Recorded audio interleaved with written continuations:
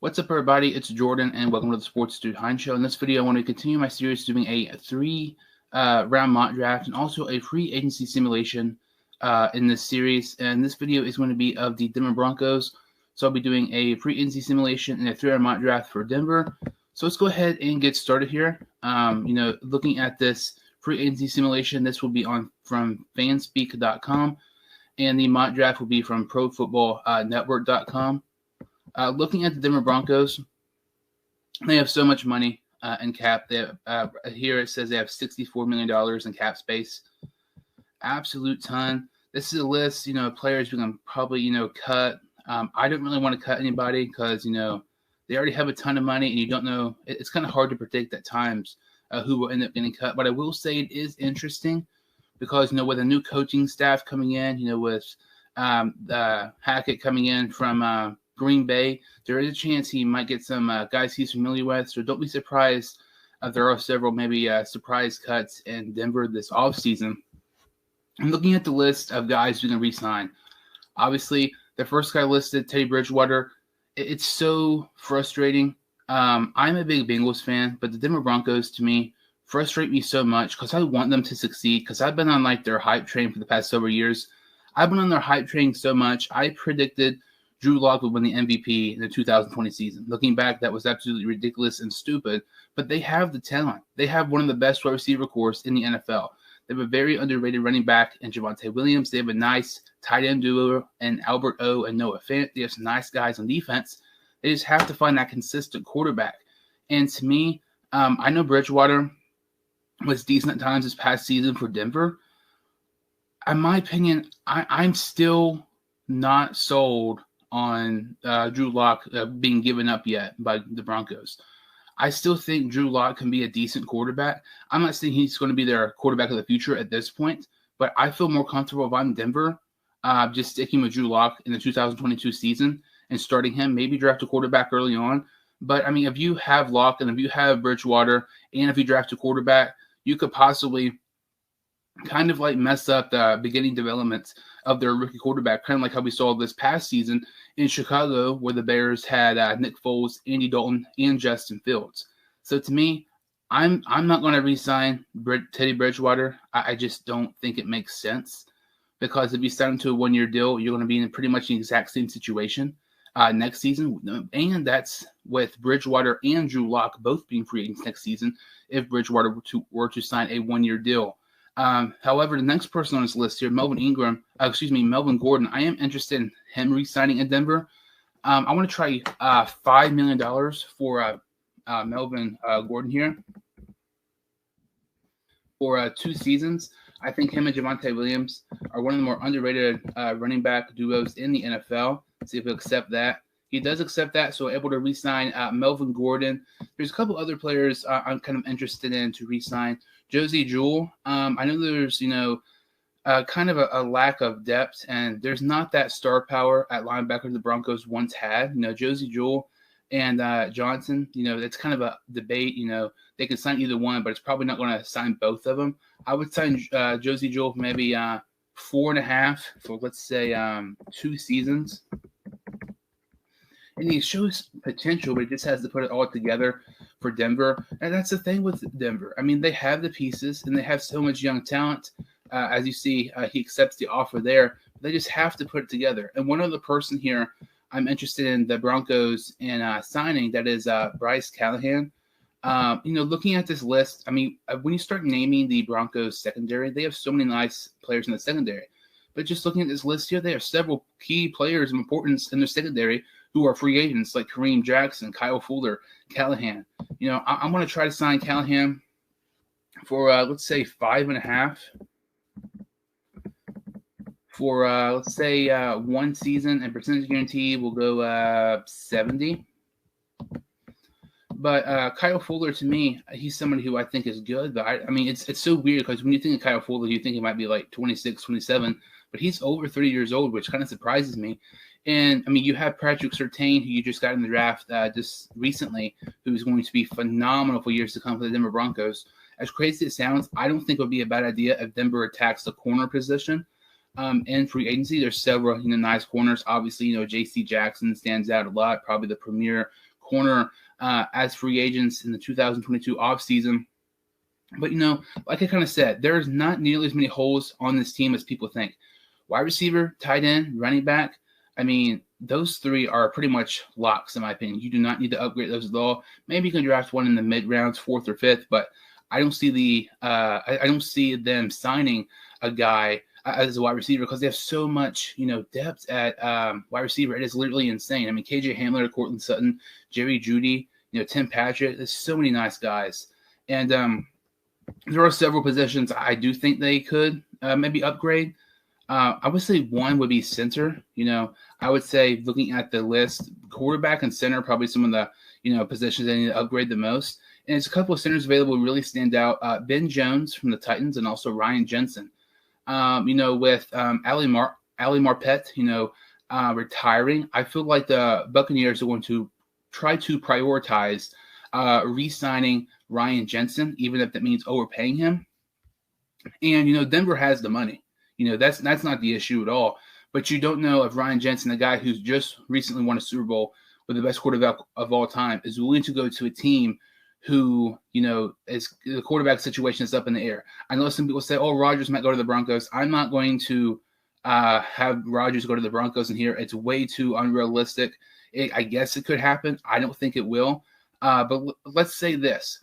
If Rodgers does go to the Broncos, I definitely see top premier free agents like a Ryan Jensen or J.C. Jackson taking pay cuts to go play with Aaron Rodgers to possibly win a Super Bowl. Because if this Broncos team, not a great quarterback, if they can just get a good quarterback, they are 100% a playoff contender. If they get a great quarterback, like a elite quarterback, like a Joe Burrow, Justin Herbert, one of those quarterbacks like a Josh Allen, I think they're Super Bowl contenders without a doubt 100%.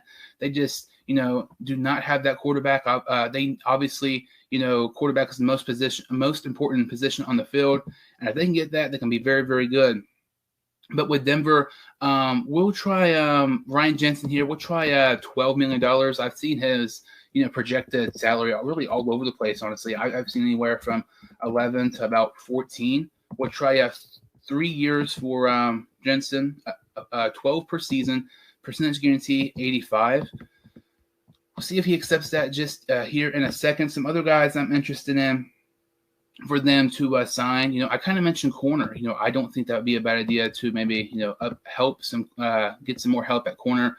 Because with some of those guys being free agents, somebody I like, let's see if he's available here, is Desmond King. I'm not sure if he's available here. Let's see.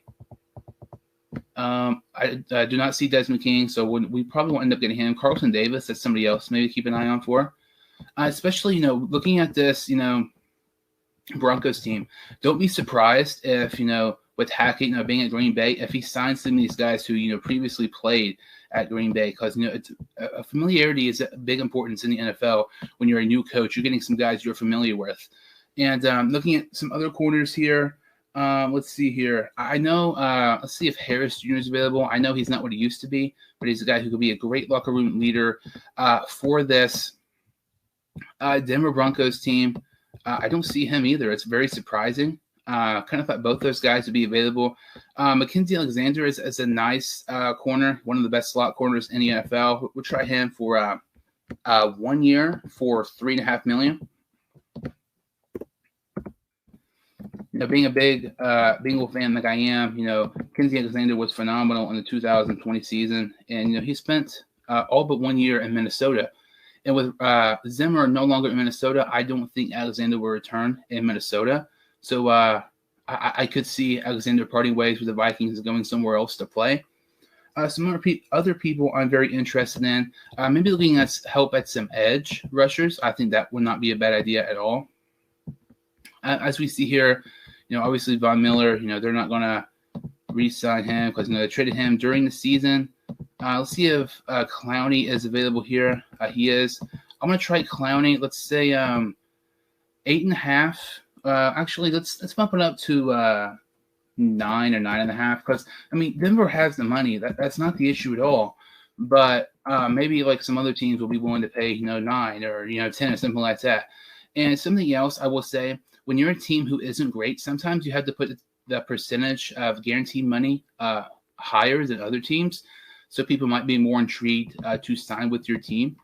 So we're going to offer 9.5 per season for a 3-year contract for Jadeveon Clowney. As we see here, I think they can maybe use some help at tackle. Riley Reef is available. I think that would be a nice signing. He was really good for the Bengals this past season, but the last month and a half or so, he was out due to injury. This past season, he signed a 1-year contract, I believe, worth $5 million with Cincinnati. Kind of a cheap deal, honestly. I kind of think that's a steal. And since he got $5 million and it's coming off of a season-ending injury, I don't think he would be more expensive than he was this past season. I don't see him available either. That is very, very surprising. On my previous videos, pretty much all these guys I've talked about, so far, like Riley Reef and some of these other guys, like I mentioned, in the secondary as well, like, Desmond King, they've all been available. And I'm very surprised that these guys are, basically re-signing with their teams. Maybe we can try Morgan Moses here. Let's say let's try $9 million. Because, the Broncos don't have a bad offensive line. I would try 2 years for Morgan Moses. They don't have a bad offensive line, but it's one of those things, regardless of your quarterback is Teddy Bridgewater, Drew Lock, or a rookie quarterback, you need to have a good offensive line. You don't want your, investment with your quarterback or your franchise quarterback, getting hurt and having a season-ending injury like Joe Burrow. I'm looking at some other players here. I don't think it would be a bad idea to get like a veteran quarterback, like who's kind of towards the end of the career to kind of help mentor their rookie quarterback and possibly, Drew Lock. I know Bridgewater is a veteran quarterback. I just don't think that makes sense at all. When I mean veteran quarterback, I kind of think of a guy like a Chase Daniel or a Colt McCoy or somebody like that. We'll try a Colt McCoy for $2 million. I know that might be kind of high, $2.5 million. I know that might be kind of high for a guy who never plays, but backup quarterbacks are hard to find in the NFL. And Colt McCoy is not a bad backup at all, in my opinion. I think hasn't done horrible, with his past season with the Cardinals in the year prior. He did pretty decent for the Giants in the 2020 season. So looking at our, contracts, this is so weird. When I do videos, like this is very surprising and really rare. Very rare do you see all your offers get accepted the first try. So we were able to sign Colt McCoy, Morgan Moses, Ryan Jensen, Jadeveon Clowney, and Mackenzie Alexander. And I mean, we still have tons of money left. I'm very surprised at this so far. We still have $20 million. So looking at some guys here, it's kind of weird, like that some of these corners are not here. Who was I mentioning earlier?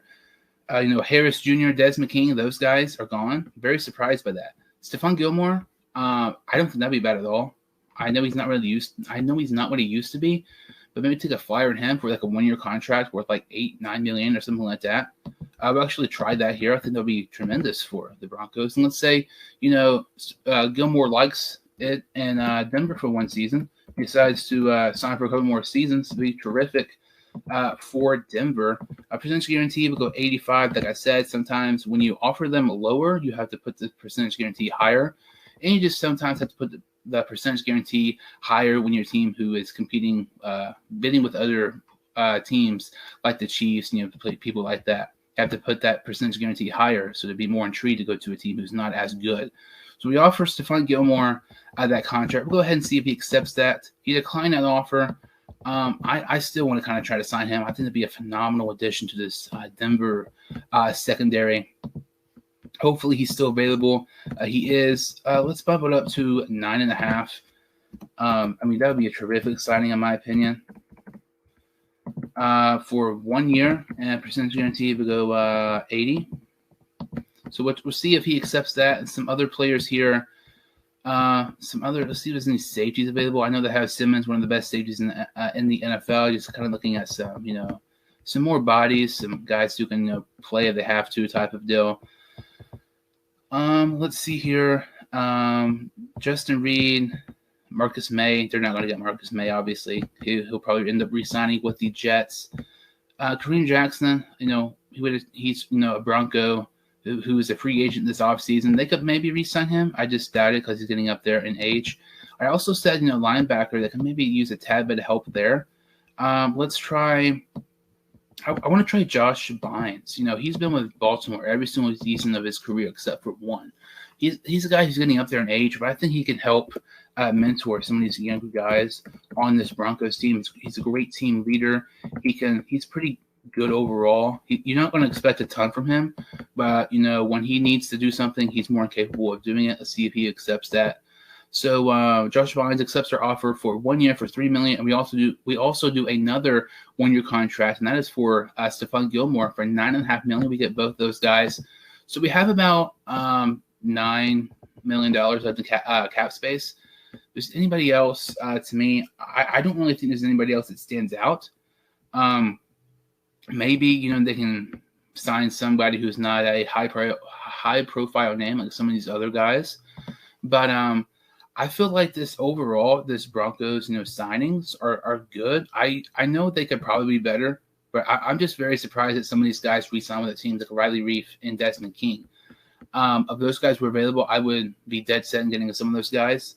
So I don't think with the lack of talent that there was in this free agent class that we had the options here in this video, I don't think we did a bad job. I do think we could have maybe done a little bit a better job. Obviously, if the Broncos were to get Aaron Rodgers, which I just do not think that will end up happening, this will not be the case at all. They will not have near as much cap space, and they would have very limited moves to make in the offseason if they're able to acquire Rodgers because all his cap space and everything like that. So that was the free agency simulation from fanspeak.com. So now we're going to do the 3-round mock draft from Pro Football Network. And, we signed Colt McCoy for a 1 year contract. We still have Drew Lock. Let's see here. We do not have Teddy Bridgewater on the roster. So in my opinion, if the Broncos make similar moves to the quarterback position like we did in the offseason, expect the Broncos to take quarterback around round 1. Denver Broncos legend Carl Mecklenburg was actually on my show last year. And we were talking about, heading into the draft, like he was talking about he needs to see more from Locke, and he wasn't sold. Oh, actually, that was a couple of days before Teddy Bridgewater was actually traded to Denver. So obviously at that point, the Broncos were not, sold on Drew Lock. They still aren't sold on Drew Lock because, he might not even start, this season. Bridgewater could be re-signed. Bridgewater could start, or maybe the rookie quarterback could start. But the fact that, so many people just have an up-in-the-air question mark around Drew Lock and Bridgewater, really all signs are pointing to the Broncos drafting quarterback around 1. Kenny Pickett, I like him a lot. I think that might be a bit of a reach. Maybe if they want to take Pickett, they could trade back with like 15, 16 range. But the first quarterback available here, 17th overall, I don't know if he's going to make it this far at this point, the way he's going. His draft stock is rising. Malik Willis, quarterback of Liberty. They want to take him 9th overall. I think that's a good pick. If they trade back and get Kenny Pickett, I think that's a good pick too. I just feel like when you're a team and there's a position that you desperately need an upgrade on in the draft, you have to draft that position, but you shouldn't reach. And at the 9th overall pick, I don't think Malik Willis is a reach. And if you were to trade back in the 15 or 16 range and take Kenny Pickett, I don't think that's a reach either. I think either one of those would be great. But in my opinion, even Matt Corral could be in the discussion as well. But those are the only 3 quarterbacks I'm even, possibly even discussing about taking a quarterback here for the Broncos in round 1. So round 2, we had the 40th pick overall. I want to see some of these guys here on defense. Christian Harris, a linebacker from Alabama, intrigues me a lot. Like I said, Josie Jewell did re-sign with us, and, I think they could use some help there. Defensive tackle, Devontae Wyatt, that's very surprising he's available. Looking at this, linebacker class and this defensive tackle class, Christian Harris would be a phenomenal pick here at 40. Devontae Wyatt would be a great pick here. Devontae Wyatt's value, in my opinion, is probably better than Harris because Devontae Wyatt probably shouldn't be here. I've seen him going to around the 30, 31 range, around when the Bengals pick. Let's take Devontae Wyatt. That's a great pick there for the Denver Broncos. And we also pick with the 64th pick in this overall, the last pick of the second round.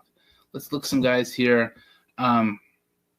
At linebacker, let's look at some edge guys. Drake Jackson, I'm very surprised he's available. That does not make any sense.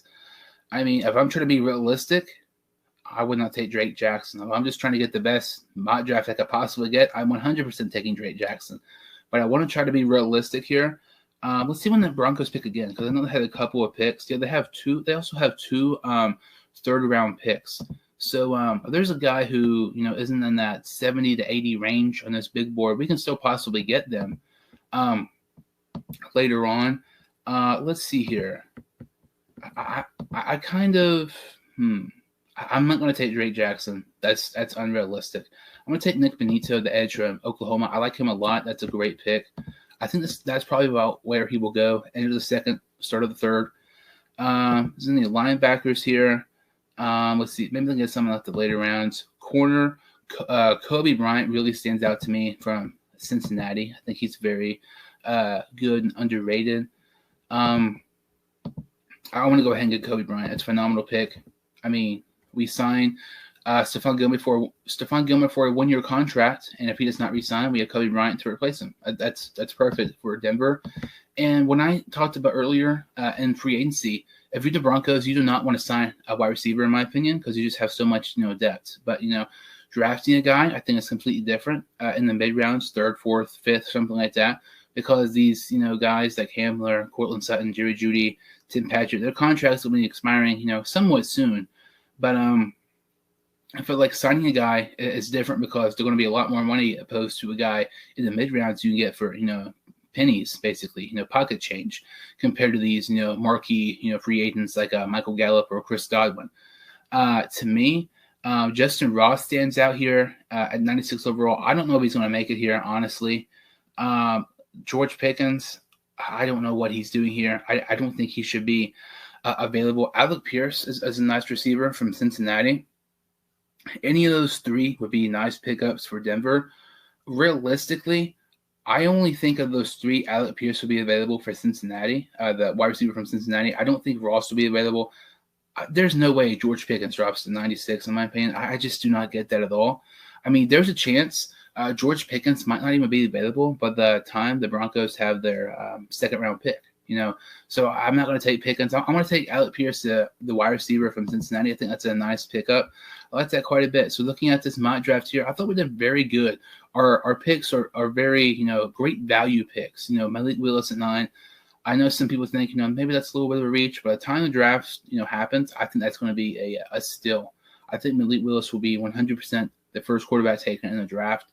And I think I would be surprised if he drops out of the top 6 or 7. Devontae White at 40, that's a steal. That's great for Denver.